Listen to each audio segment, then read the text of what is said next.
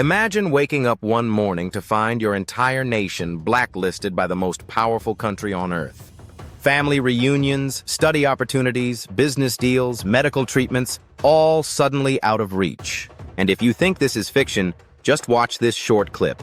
Here's President Trump himself in 2018 referring to African nations as shithole countries.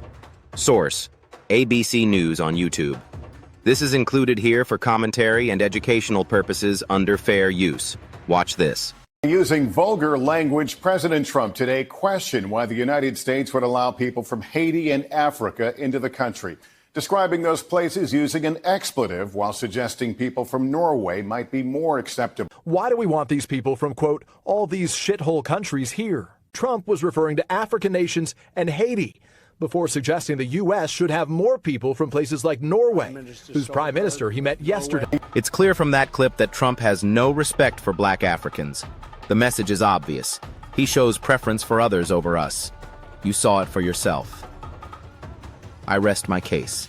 According to the Washington Post and Al Jazeera, this could soon be reality for millions across Africa, as President Donald Trump's administration prepares to expand its controversial visa ban, potentially locking out citizens from 25 African nations.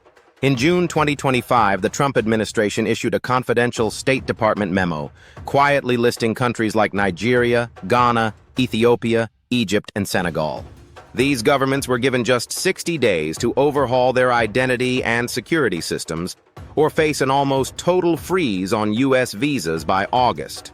The stated reasons are familiar: security concerns, unreliable identity documents, high visa overstay rates, and lack of cooperation on deportations. But rights groups, including Human Rights Watch and the African Union, are calling out what they see as a much deeper problem: policies that single out African nations and punish ordinary people, not the systems at fault. If enforced, this ban could separate countless families, strand students and professionals, and choke off vital business and development ties. Nigeria's foreign minister has already called these measures non-tariff barriers that threaten to block investment, trade, and collaboration at a time when Africa is rapidly rising. For many, the ban feels like a door slamming shut, with African businesses and talent possibly turning to China, Europe, or elsewhere if the U.S. closes itself off. Even close U.S. partners like Egypt and Djibouti are on the list, risking long-standing security and diplomatic cooperation. This isn't the first time Africa has faced exclusion. In 2017 and 2020, the U.S. targeted several African and Muslim-majority countries with similar travel bans. Then, as now, critics argued these policies had more to do with politics and prejudice than with real security threats. President Biden reversed those bans, but with Trump's return, we're seeing history repeat itself. But maybe, just maybe, this is also a wake-up call, an invitation for Africa to reimagine its own future.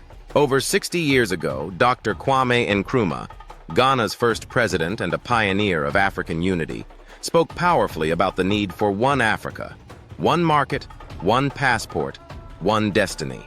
Today, that vision feels more urgent than ever.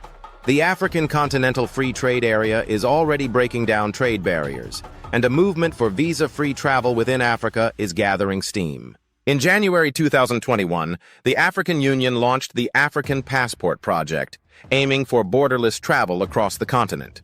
Imagine what's possible if we take the next steps.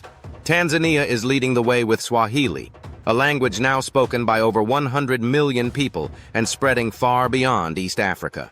Why not make Swahili, or even a unique African English embracing all our wonderful accents, a true continental language? Instead of being divided by colonial legacies like English, French, Portuguese, or Spanish, Africa could forge its own linguistic identity. Think about the beauty and pride of having an African language, spoken from Cape Town to Cairo, representing the continent on the world stage. It's time for African countries to look inward, to unite, to support each other, and to build resilience against outside pressures. The African Union has already called for dialogue and cooperation rather than punishment and exclusion. This visa ban, as harsh as it is, could be the catalyst that brings Africa together, encouraging us to complete the work. Nkrumah started, a continent that stands together, protects its people, and commands respect globally. This isn't just a political issue.